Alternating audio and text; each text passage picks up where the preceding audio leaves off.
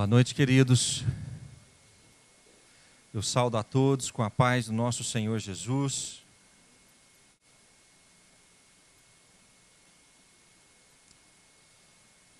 Queridos, nesse fim de semana, nós tivemos Escola de Ministérios, Regional Taguatinga, Ceilândia. E como é de costume, toda vez que tem Escola de Ministérios, a gente sempre termina o domingo com uma palavra da Escola de Ministérios. E a gente vai fazer isso mais uma vez. Então nós vamos ministrar uma palavra da Escola de Ministérios.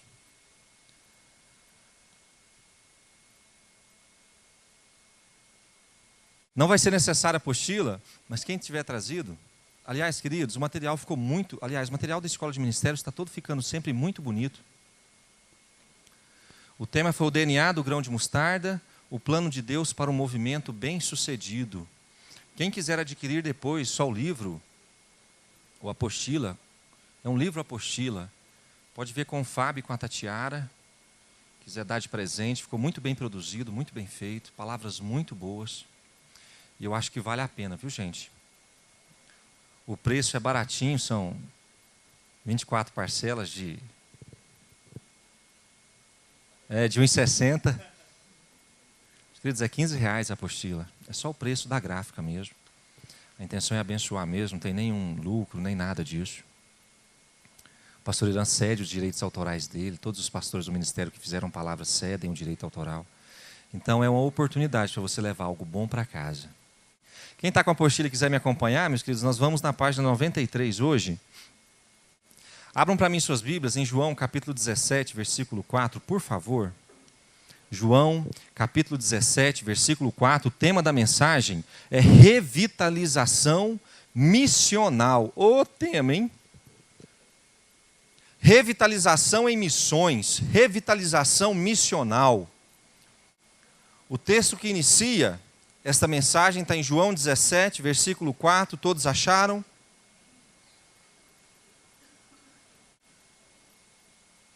Diz assim: eu te glorifiquei na terra, Jesus orando, consumando a obra que me confiaste para fazer. Jesus dizendo: Pai, eu te glorifiquei na terra, consumando a obra que me confiaste para fazer. Ao final de sua vida, Jesus fez essa oração. Seu Pai o enviara dentro do tempo e espaço para que cumprisse objetivos específicos.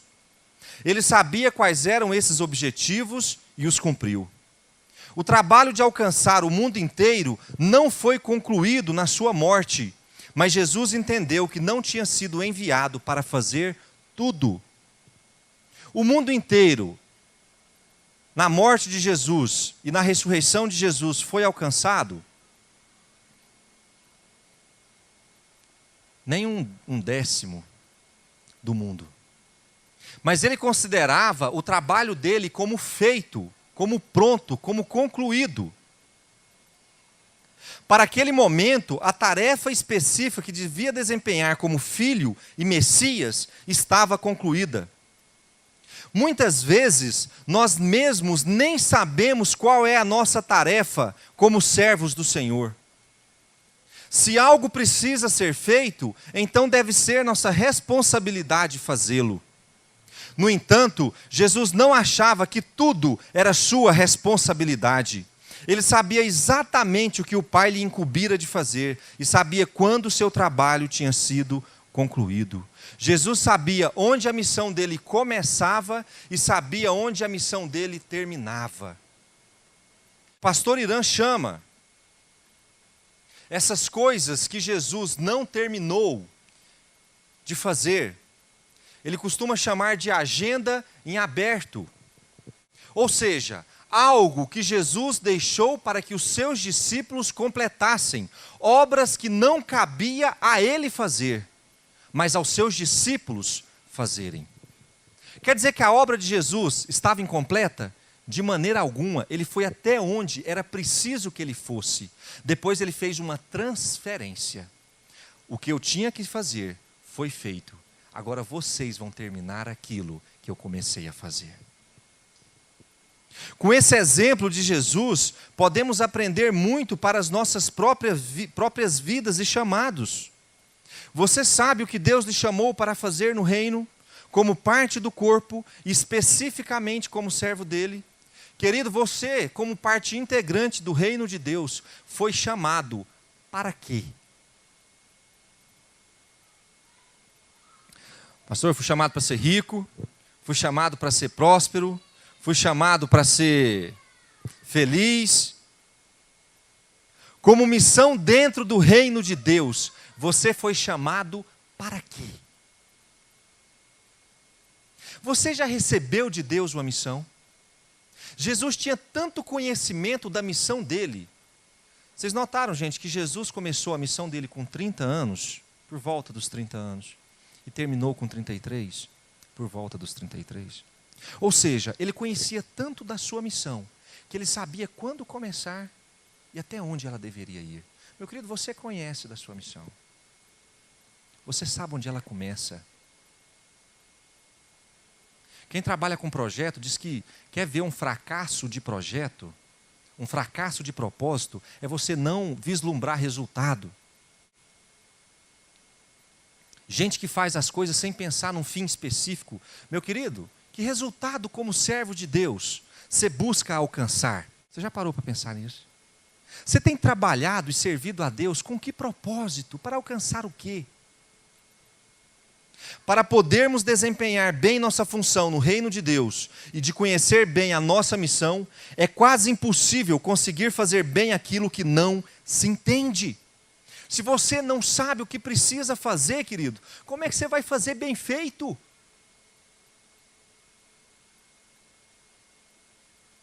Quem aqui gosta de luta? Luta livre? Deixa eu ver. Pouquinha gente, né? O Brasil tem um ídolo. Quem é, gente, da luta livre? Tinha. Perdeu nessa madrugada, né? É MMA que chama, né? Meus queridos, ele é um ídolo. Só que nessa noite da luta, de ontem para hoje, que ele lutou e perdeu vergonhosamente, envergonhando muita gente. Ele não entrou no ringue para cumprir aquilo que ele foi treinado para fazer.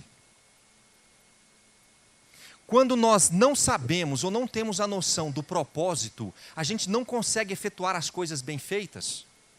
Ele entrou para brincar. Quem viu? Entrou para fazer gracinha e tomou um direto no queixo e caiu. Quando a gente não tem a visão do que precisa ser feito, do objeto final, do que é o produto que a gente quer alcançar, a gente não consegue realizar as coisas bem feitas. Então, como que eu, como servo de Deus, que não tenho noção da minha missão e do meu chamado, vou conseguir executar isso bem feito? Nós precisamos ter visão clara daquilo pelo qual Deus nos chamou. Porque senão a gente vai viver de improvisos.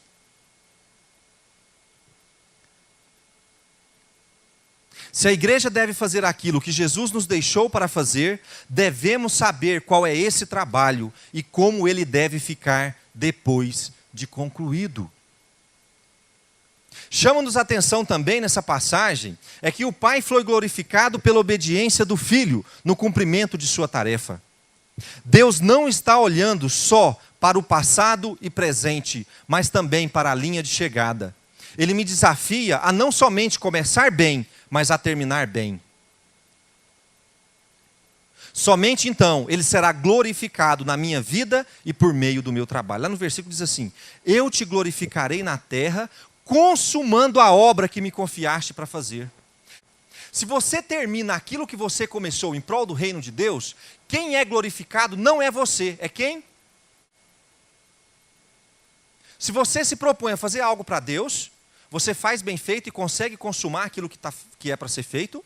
Quem é glorificado com o produto final? Deus. Agora, você acha que Deus está interessado com o resultado? Claro que está. Porque se você não consegue trabalhar bem e alcançar um objetivo, um propósito, no final ele não vai ser glorificado. E tem situações que ele passa a ser motivo de escândalo. Muito pelo contrário, vai na posição contrária, não glorifica, gera escândalo. Essas duas situações são sérios desafios que devem estar sendo constantemente levados em oração. Você está fazendo aquilo que Deus o chamou para fazer? Você vai conseguir cumprir a sua tarefa? Como é que Paulo diz? Esquecendo-me das coisas que para trás ficam e avançando para as que diante de mim estão, prossigo para o alvo. Olha a visão no objetivo. Prossigo para o alvo, para o prêmio da soberana vocação de Deus em Cristo Jesus.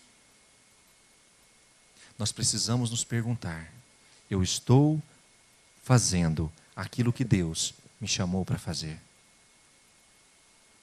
Eu vou conseguir chegar até o final? Abram para mim em Atos, capítulo 1, versículo 8. Atos, capítulo 1, verso 8.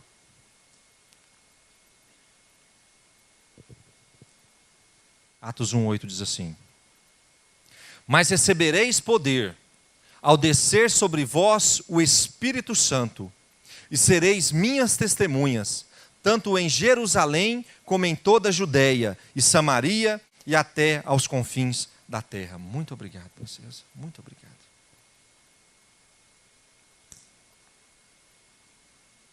Precisamos entender o que é ser uma testemunha de Cristo. De alguma forma, talvez pela ênfase das igrejas nesta direção, associamos o verbo testemunhar a pregar ou evangelizar. Existe uma diferença entre evangelizar e testemunhar. Evangelizar, queridos, significa anunciar as boas novas de João 3,16. Ou seja, anunciar que Deus amou o mundo de tal maneira que enviou o seu Filho para nos salvar. Testemunhar significa narrar algo que se presenciou ou algo que aconteceu conosco. O significado original de testemunha é mártir, e isso em face aos riscos que os cristãos corriam diante da perseguição. Observamos então que qualquer um pode pregar o evangelho, mas só pode testemunhar aquele que foi alcançado por este evangelho. Mesmo aqueles que pregam sem obedecer estão evangelizando. Contudo, só quem obedece pode, de fato, testemunhar. Quer a condição básica de testemunhar? Receber o milagre. Pregar, qualquer um prega. Pregar, qualquer pessoa, até o diabo lê a Bíblia. Até ele tem condições de pregar se quisesse. Agora, para testemunhar, só pode testemunhar aquele que recebeu o milagre, se encheu dele e tem condições de passar para as outras pessoas.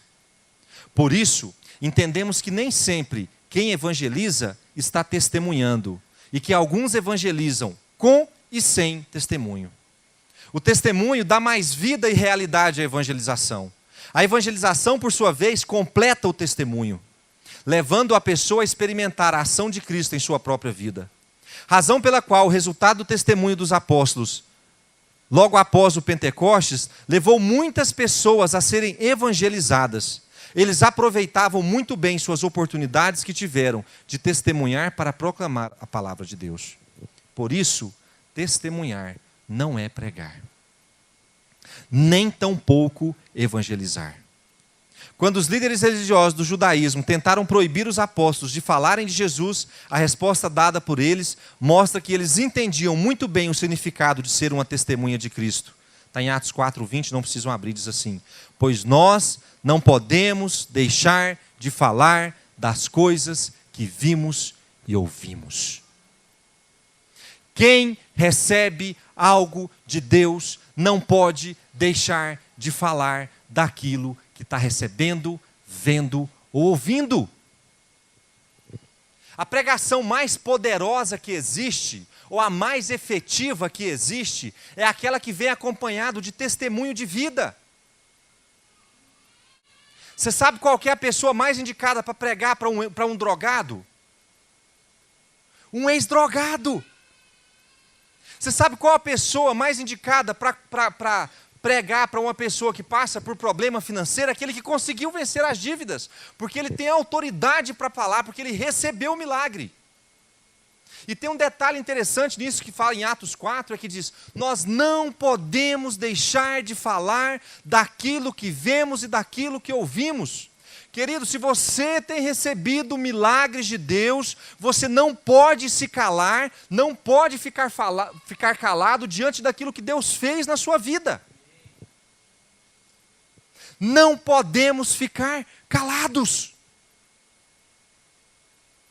Ah, pastor, mas eu não sei pregar, minha missão é complicada de fazer, mas eu não sei pregar. Mas se você recebeu algo de Deus, você está mais habilitado para testemunhar, e testemunhar às vezes é mais forte do que a pregação. Às vezes eu fico até chateado, sabe? Com gente que fala assim: eu não tenho qualificação para a pregação. Meu querido, se você recebeu algo de Deus, você não está só qualificado, você está ungido.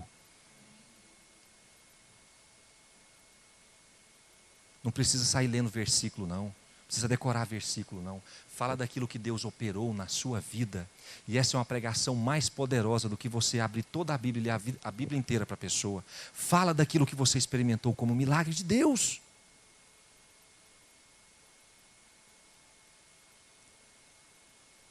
Testemunhar é como acontece em um tribunal. Lá não se espera que a testemunha debata o caso, nem tampouco que ela comprove a verdade, ou insista em determinado veredito. Os advogados aí, ou estudantes de advocacia, sabem bem disso, né? A testemunha precisa provar o caso, falar alguma coisa, o que ele precisa fazer? A testemunha simplesmente conta o que lhe aconteceu, ou o que viu, e deixa a conclusão a par das outras pessoas.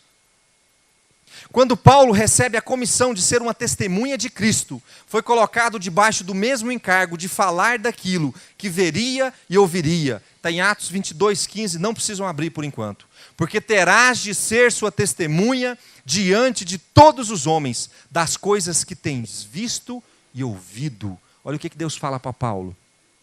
Porque terás de ser sua testemunha diante de todos os homens, das coisas que tens visto e ouvido.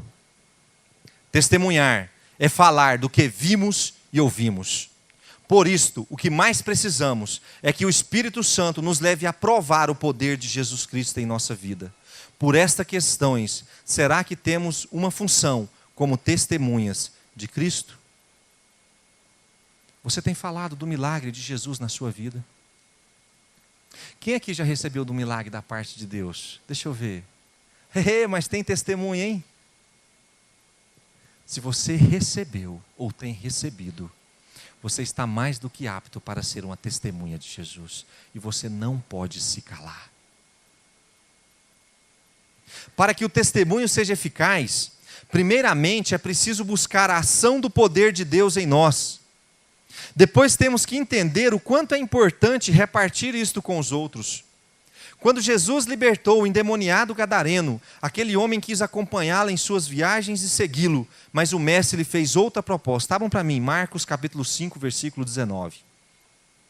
Marcos capítulo 5, versículo 19. Todos acharam? Diz assim: Jesus, porém, não lhe o permitiu, mas ordenou-lhe: vai para a tua casa, para os teus, faça o quê? Anuncia-lhes tudo que o Senhor e como teve compaixão de ti. Sobre qual assunto este homem deveria conversar com as pessoas? O que você acha que esse homem tinha para conversar depois que passou por Jesus? Ele queria acompanhar Jesus, Jesus não permitiu. Não. Agora você vai anunciar aquilo que eu te fiz, vai contar para as pessoas da tua casa que existe um Messias que salva as pessoas. Meu querido, Jesus te salvou. Vai contar para as pessoas da sua casa que Jesus é maravilhoso e salvou você. Abram em João, capítulo 4, versículo 28. O mesmo se deu com aquela mulher samaritana que Jesus encontrou junto ao poço de Jacó. João, capítulo 4, versículo 28.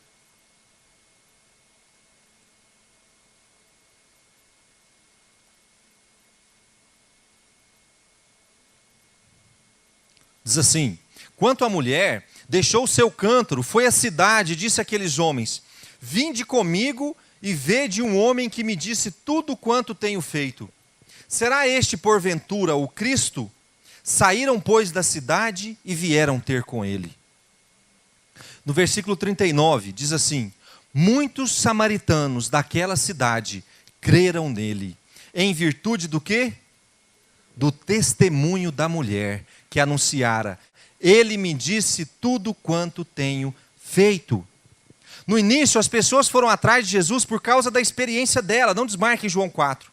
Mas depois disso, começaram a ter suas próprias experiências. João 4,40 diz assim: vindo, pois, os samaritanos, depois que a mulher deu testemunho, vindo, pois, os samaritanos ter com Jesus, pediam-lhe que permanecesse com eles. E ficou ali 2 dias. Muitos outros creram nele, por causa da sua palavra, e diziam à mulher: já agora não é pelo que disseste que nós cremos. Não foi por causa do seu testemunho, mas porque nós mesmos temos ouvido e sabemos que este é verdadeiramente o Salvador do mundo. Ela recebeu, ela falou, a pessoa falou assim: nossa, deve ter algum negócio bom com esse rapaz mesmo, vamos lá. Quando eles chegaram, passaram 2 dias com Jesus, eles passaram a ter as próprias experiências com Jesus. Olha o caminho. Vai, anuncia, fala daquilo que Deus fez, não fica calado diante daquilo que você viu e ouviu, e depois a pessoa será conduzida para receber diretamente de Jesus.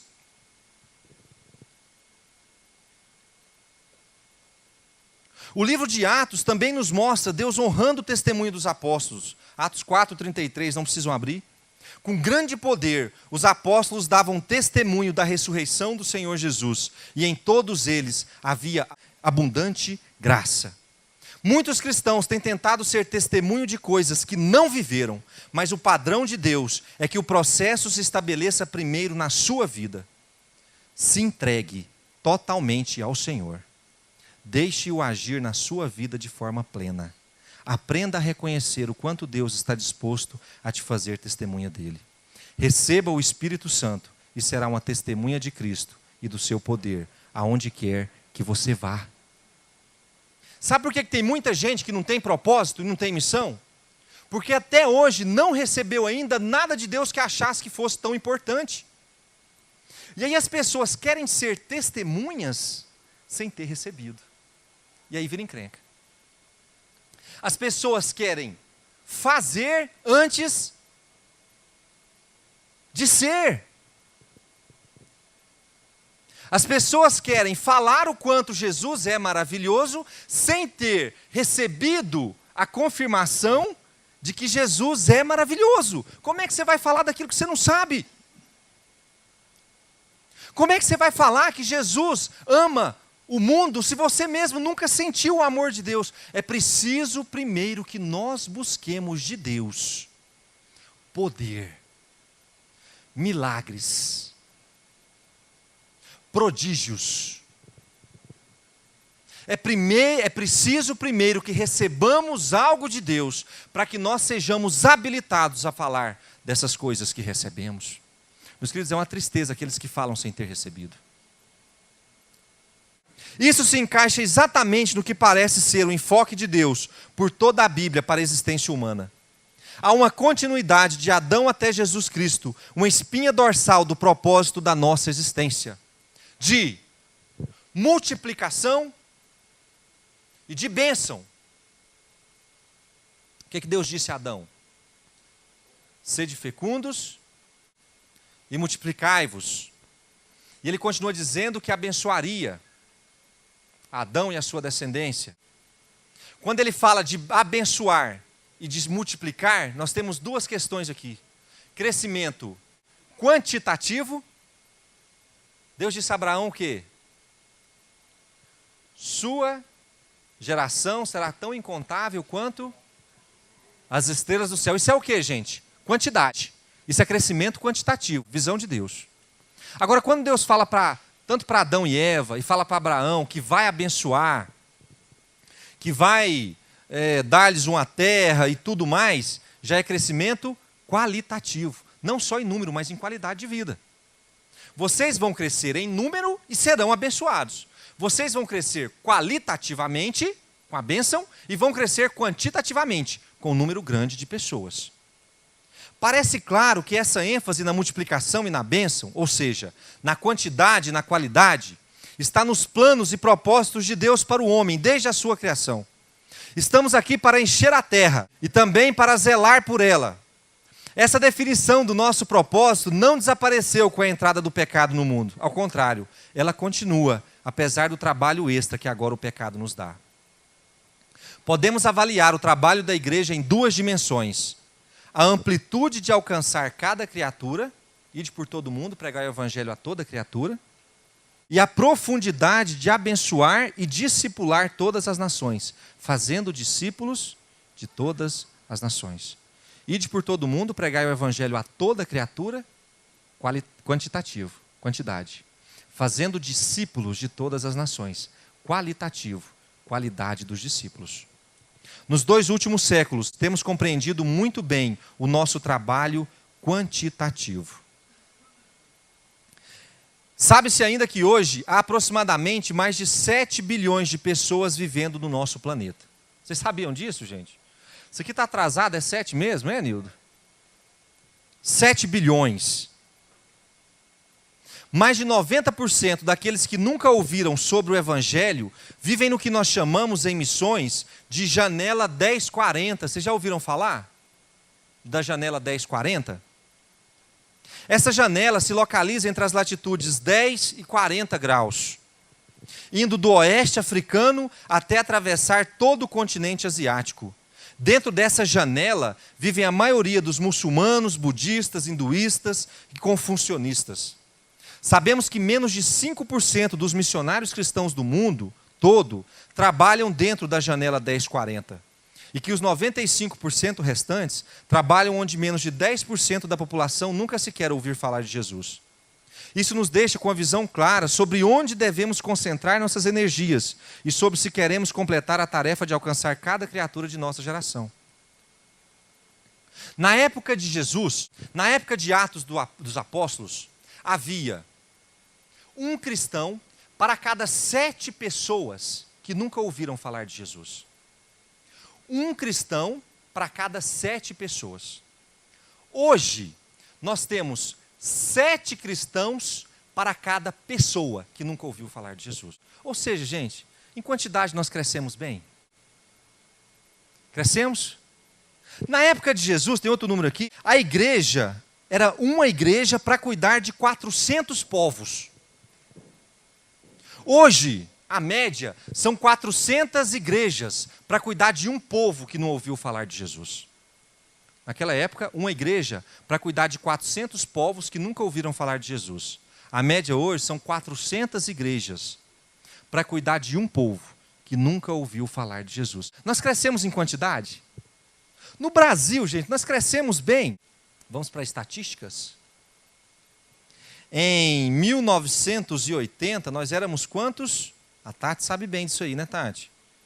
6,6% da população. Ou quase um pouco mais de 5 milhões de evangélicos no Brasil, em 1980. Em 2010, no último censo que foi feito, nós somos mais de 42 milhões de evangélicos. Nós pulamos de um percentual de 6% para um percentual de 22%. Quase um quarto da população brasileira é evangélica. Nós estamos trabalhando bem? Com quantidade? Estamos indo bem.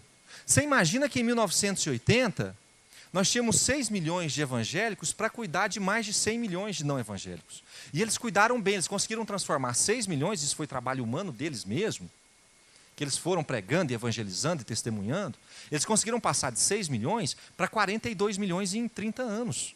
Isso é bom, porque se os 42 milhões de hoje fazer o que os 6 milhões fizeram, daqui mais 30 anos, 100% da população vai ser evangélica. Nós estamos bem para crescer em quantidade. E quanto à qualidade?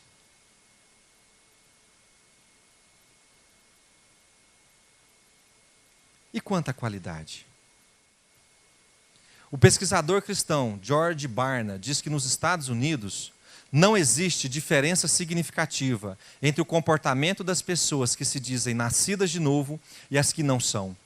Creio que no Brasil não seja muito diferente.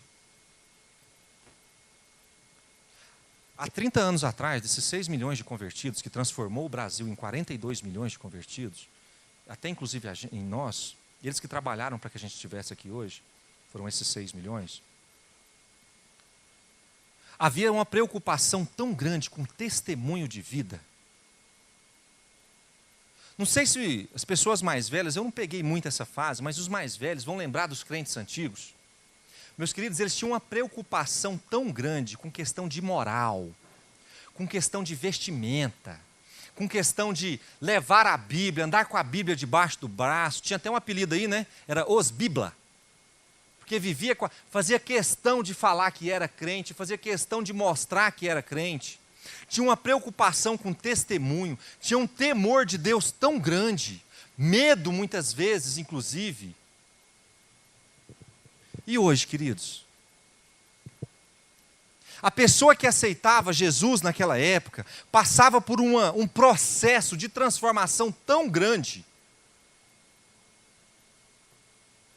Hoje, essa questão da qualidade em se fazer discípulos parece que deu uma reduzida, sabe? Porque as pessoas recebem a Jesus, e tem muitas igrejas, muita gente pregando, muita gente fazendo, mas o que está acontecendo? As pessoas estão recebendo a Jesus e continuando a viver do mesmo jeito que viviam antes de Jesus.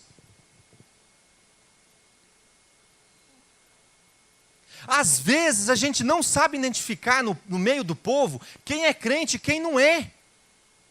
Porque tem crente fazendo mais feiura do que ímpio. Por quê? Porque a gente está pensando em quantidade, vamos evangelizar, vamos batizar, vamos encher a igreja. E está esquecendo da qualidade. Meu querido, se você aceita Jesus, você nunca mais pode ser a mesma pessoa. É preciso que haja mudança. Houve um tempo que quando você fazer negócio, você falava que é crente, a pessoa nem pedia documento. Hoje você vai fazer negócio, cuidado, se você falar que é crente, você pode perder o negócio. O tanto que a coisa está complicada. Nós estamos muito bem em quantidade, meus queridos, mas é para crescer também em qualidade. O mesmo Espírito Santo que funcionava há 30 anos atrás, é o mesmo Espírito Santo de hoje. Se ele fazia aqueles prodígios na vida das pessoas naquela época, e ele não está fazendo hoje, é sinal de que ele não está fazendo, porque ele não faz mais ou menos. Ou Jesus é real na sua vida e te transforma de vez, ou ele nunca foi real na sua vida.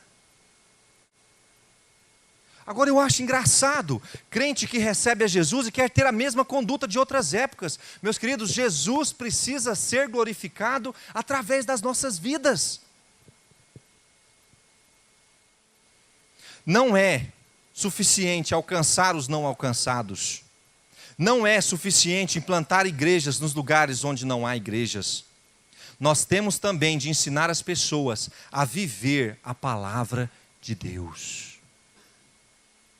Por isso, salvar almas e implantar igrejas é só o começo. O caráter dessas pessoas, a qualidade dessas igrejas e o impacto da vida dos seus membros em suas comunidades é o reflexo da qualidade do nosso trabalho para Jesus. No atual momento, estamos mal nesse aspecto. Quem esteve na celebração conjunta no Valparaíso? O que o pastor Irã falou? Estava preocupado, vocês lembram disso? Por quê, gente? Porque as pessoas que haviam recebido a Jesus e deixado de cumprir, de fazer, de ter determinadas práticas, com o passar do tempo, estavam voltando a essas práticas. 2 Timóteo 3,15, vamos abrir lá, por favor. 2 Timóteo 3, versículo 15.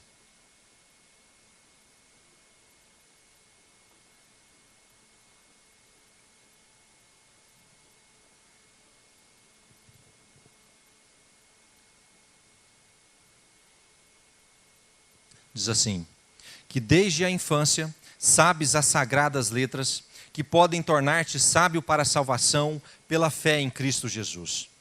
Toda a Escritura é inspirada por Deus e útil para o ensino, para a repreensão, para a correção, para a educação na justiça, a fim de que o homem de Deus seja perfeito e perfeitamente habilitado para toda boa obra.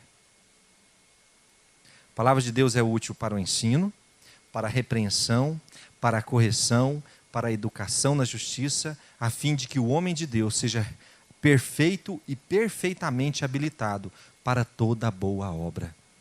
Não dá para ser mais como éramos antes.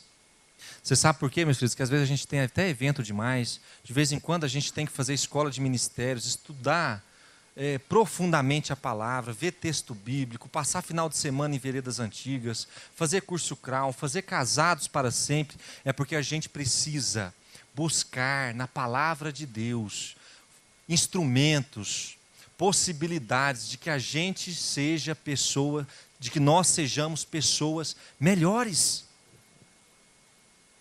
Temos de manifestar o conhecimento de Cristo. A palavra de Deus nos ensina a verdade, condena os erros, corrige as faltas e nos ensina a maneira certa de viver. Palavra de Deus não é para só ser decorada, estudada.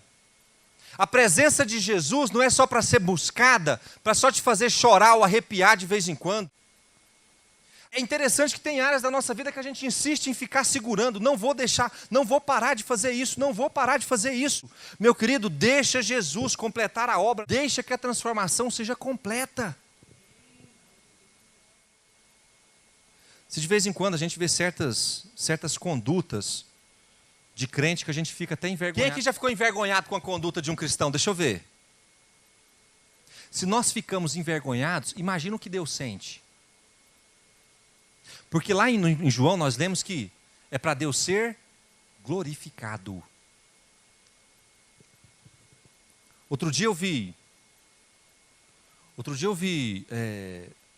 não, já tem um ano mais ou menos, de um dos sócios da empresa que trabalha com a gente, tinha um crente, pastor, irmão, que ele ia fazer reunião na casa desses sócios, e toda vez que ele ia, ele levava a Bíblia.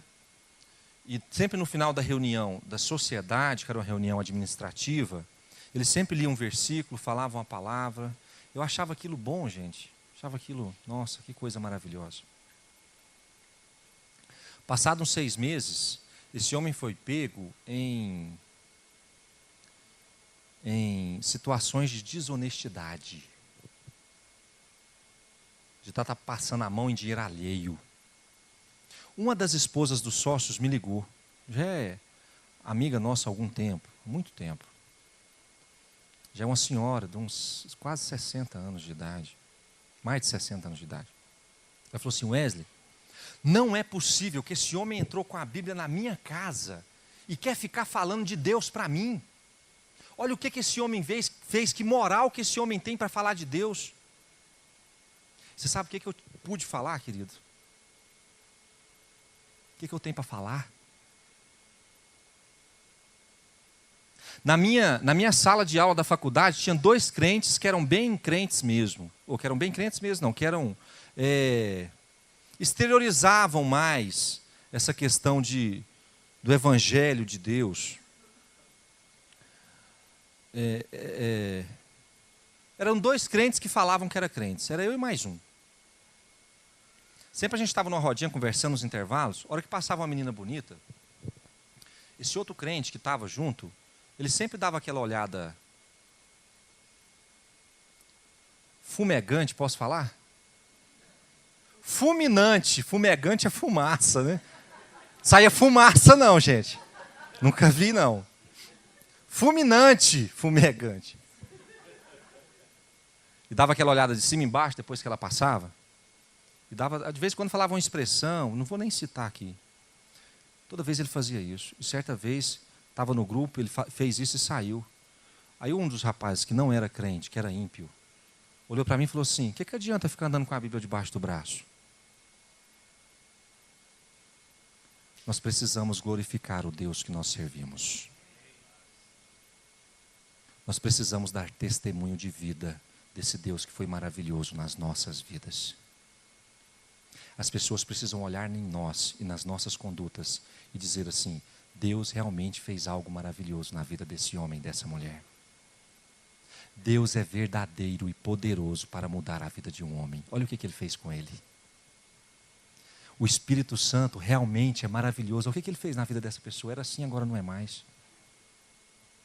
Nós precisamos começar a pensar se o nome de Jesus tem sido glorificado através da nossa conduta. O ensinamento das Sagradas Escrituras deve ser um ato contínuo na igreja, para que haja maturidade e crescimento espiritual e o aperfeiçoamento dos santos. Não precisam abrir, Colossenses 1, 28. O qual nós anunciamos, advertindo a todo homem e ensinando a todo homem em toda sabedoria, a fim de que apresentemos todo homem perfeito em Cristo. O cristão realiza sua função de testemunha simplesmente contando o que Cristo tem mudado e realizado em sua vida. Através deste testemunho evangelístico, novas pessoas são conduzidas a Cristo. Pela ação do Espírito Santo no coração das pessoas e através de sinais, prodígios e milagres. Meus queridos, está uma onda de corrupção tão grande na igreja. Nós sempre fomos perseguidos. Se você é cristão, você também já foi perseguido como eu. Por conta do quê? Do dízimo. É o escândalo da igreja, como se dízimo fosse a pior coisa do mundo, e não é. Mas só que por conta da corrupção de alguns, todos nós acabamos sofrendo com isso. Todos nós sofremos perseguição por causa do dízimo. Você sabe por quê? Porque antes de fazer, a pessoa não foi. Porque para fazer, ela precisa ser. E pelo testemunho de alguns, toda a imagem da igreja acaba sendo manchada, denegrida. Quer ver? Você acha que alguma vez você exagerou em pedir dízimo para alguém? Não, mas você quando é visto... Todas as vezes que eu ia ministrar um trabalho na minha faculdade, tinha uma pessoa lá que gostava de mim, um amigão meu. Ele era amigo meu mesmo. Toda vez que eu me levantava para apresentar um trabalho, ele tirava o boné, ele usava boné. Ele tirava o boné e falava assim: gente, agora o Wesley vai passar, vamos coletar o dízimo. O Wesley vai falar, vamos coletar o dízimo. E saía. Certa vez eu fui pescar, isso tem uns 2 anos. Aí meu pai tinha falado para o pessoal que eu ia. E chegou lá na hora lá, a gente foi apresentar para o pessoal que já estava no rancho e tal. Aí a hora que meu pai me apresentou, meu pai falou assim: olha, esse é o meu filho, esse que é o pastor. Aí uma das pessoas que estavam nos apresentando falou assim: ah, ele é pastor? Ah, então é rico. Perseguição. Rico da graça de Deus eu sou mesmo. Então é rico. Você sabe por que isso é assim, querido? Porque alguns mancharam a imagem da igreja de Deus, não com as pessoas que estão perto de você. Sabe por quê? Porque você verdadeiramente recebeu a presença do Espírito Santo e mudou sua vida para sempre. As pessoas que estão perto de você, a gente vai trabalhar para mudar essa imagem, vão reconhecer em você o poder de Deus. Você vai dar testemunho daquilo que Deus fez para você. Mostrar para ela, através da sua conduta de vida, o quanto Deus é maravilhoso e o quanto Ele fez na sua vida, como uma testemunha fiel da parte de Deus. Meu querido, nós precisamos trabalhar pela imagem da igreja. E a imagem da igreja se trabalha, não é colocando propaganda na televisão, não é colocando imagem em faixa, trabalha com cada cristão, cuidando da sua própria imagem. Querido, cuidado com o seu testemunho. Cuidado com o que as pessoas pensam sobre você. Já vi gente falar assim: não estou nem aí com o que as outras pessoas pensam de mim. Se você é cristão, você está aí sim, porque você é testemunha de Jesus. Você foi chamado para ser testemunha. Surge então a necessidade de batizar esses novos convertidos, dando a eles a oportunidade de testemunhar publicamente a sua decisão de servir a Cristo e lhes dando uma identidade espiritual, que é de filho de Deus. Após isto, se inicia o ensinamento dos valores bíblicos, tanto do conhecimento das Escrituras sagradas, quanto do viver em Cristo. Então, meus queridos, nós precisamos crescer em qualidade também. A mutualidade é esperada daqueles que estão em Cristo. Eles devem edificar uns aos outros, devem consolar uns aos outros, encorajar uns aos outros, amar uns aos outros. Onde há diferenças de necessidades, há também a expectativa de que aqueles que possuem mais possam compartilhar com aqueles que têm menos. Como instrui Paulo em Gálatas 6,10, não precisam abrir. Enquanto temos oportunidade, façamos bem a todos, mas principalmente aos domésticos da fé, aos da família da fé. A preocupação em suprir os irmãos e irmãs em necessidades pode ser vista na carta aos Romanos, onde Paulo fala daqueles que resolvem compartilhar seus bens materiais com os pobres de Jerusalém. Está em Atos 15, a partir do versículo 26. Romanos 15, a partir do versículo 26. Perdão, gente. Podem abrir. Romanos 15, 26. Por favor.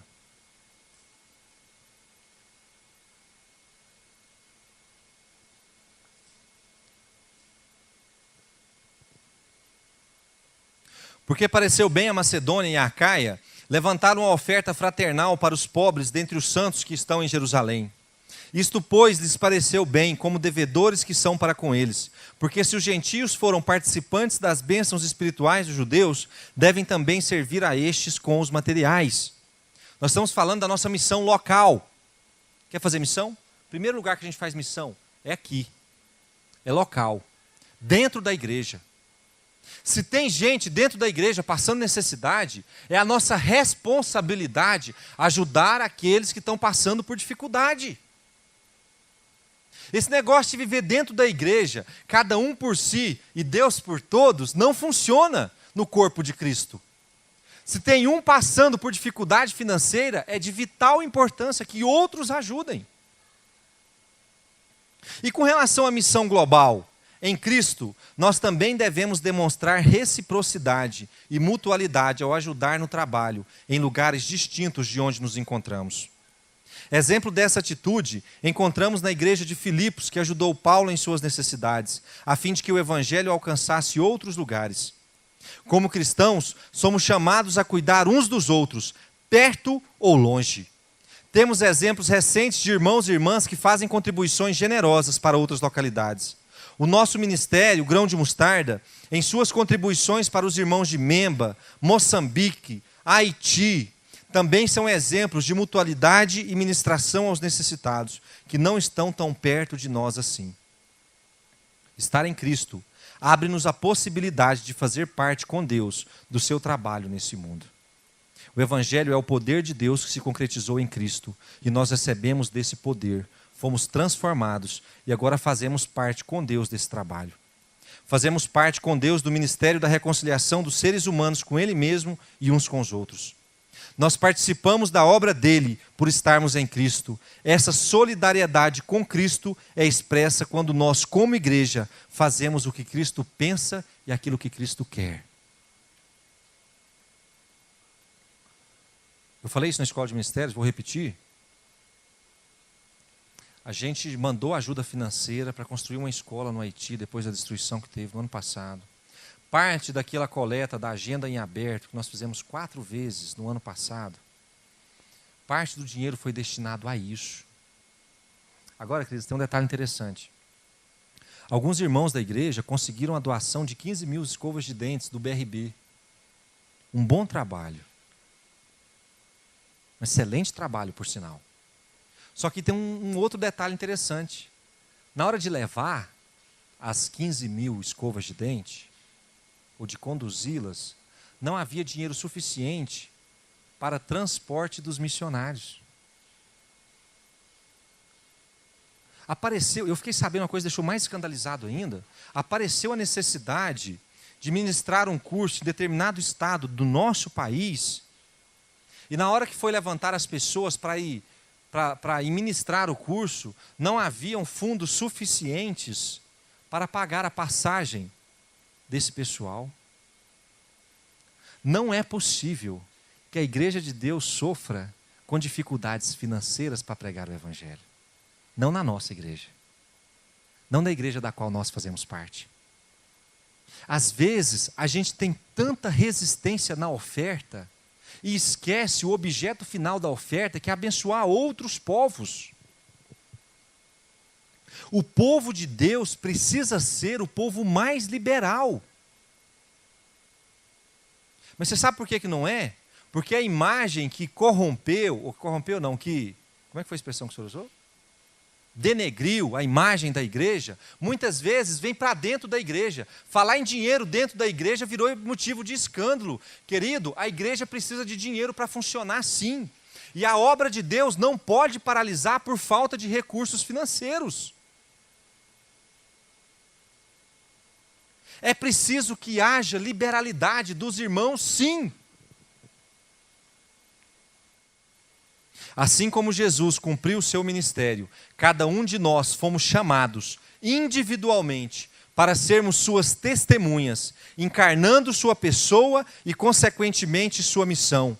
E corporativamente, como igreja e ministério, somos chamados a alcançar todas as criaturas, de perto e de longe. O Ministério Grão de Mostarda tem desenvolvido um trabalho de testemunhar perto e longe. Em nossa missão, temos diante de nós uma porta aberta, tanto em Moçambique como no Haiti. Países que já temos servidos, mas que, sem dúvida, precisam de nosso engajamento. Oração, contribuições financeiras e viagens missionárias. Essa é a nossa hora de avançar e ampliar as fronteiras para a glória de Deus. Exclusivamente para a glória de Deus, o nosso Pai. Vamos ficar de pé, igreja.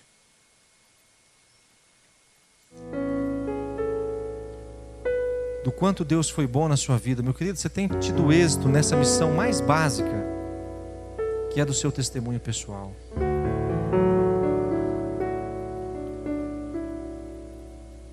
Deus tem um chamado para nós. Deus tem um chamado para você. Deus tem um chamado para mim.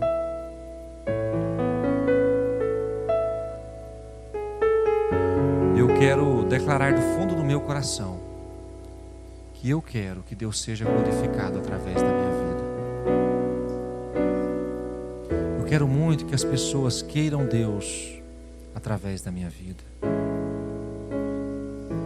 Eu quero muito que as pessoas olhem para mim e sintam a vontade de ter esse mesmo de Jesus que eu tenho hoje. Se você não tem conseguido isso, querido, coloque o seu coração diante do Senhor nessa noite. Não deixe que Deus seja envergonhado através de você. Você é um templo do Espírito Santo. Não se pode esconder a luz.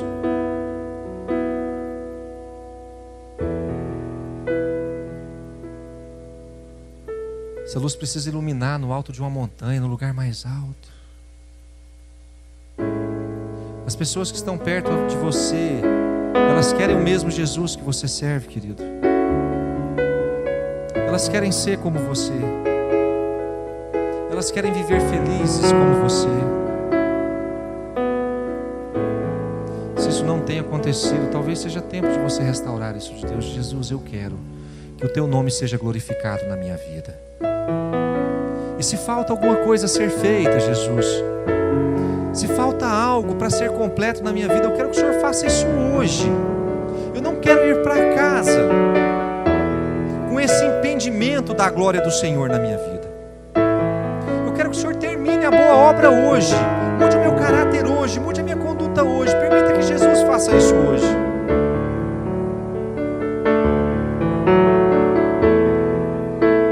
Oh, Jesus.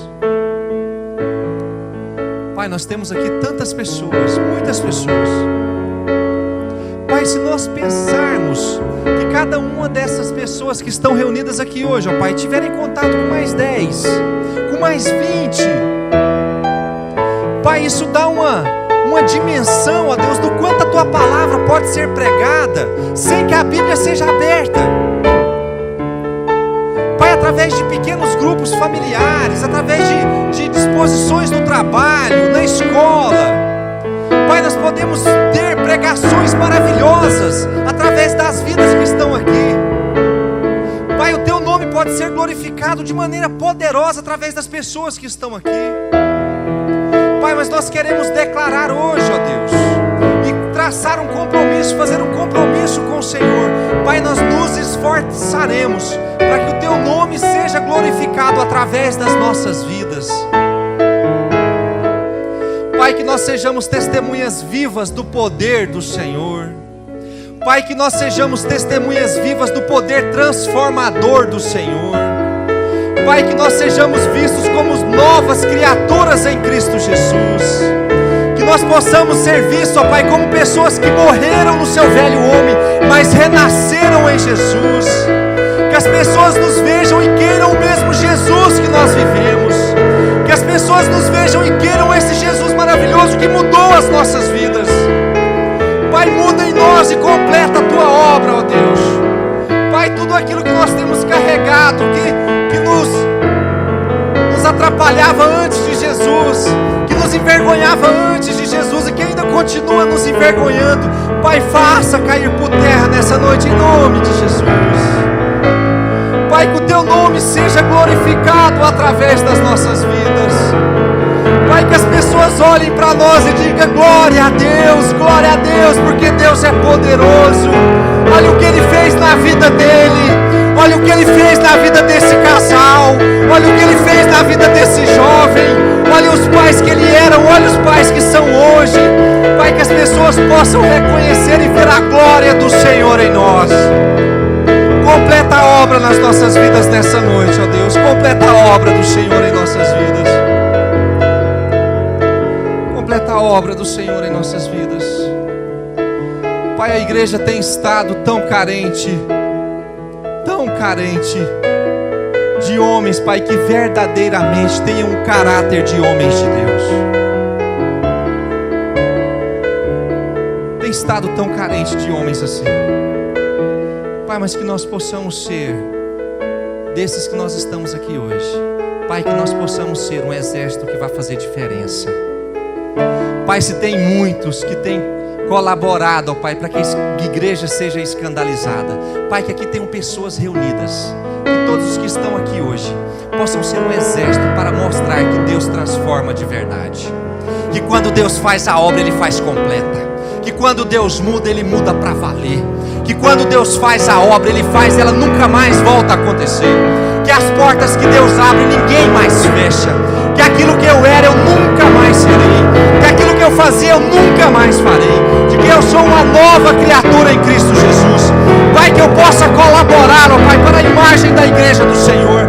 Não para que eu tenha o nome glorificado ou fique famoso, mas para que a glória do Senhor possa encher a terra, possa encher a minha vizinhança, possa encher o meu trabalho, possa encher a minha escola.